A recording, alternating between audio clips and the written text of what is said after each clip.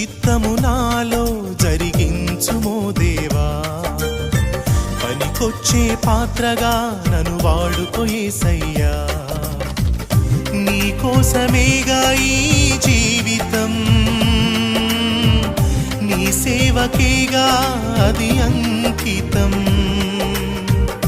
నీ కోసమేగా ఈ జీవితం,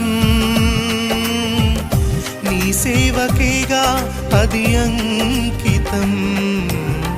నీ చిత్తము నాలో జరిగించుమో దేవా, పనికొచ్చే పాత్రగా నన్ను వాడుకో యేసయ్యా.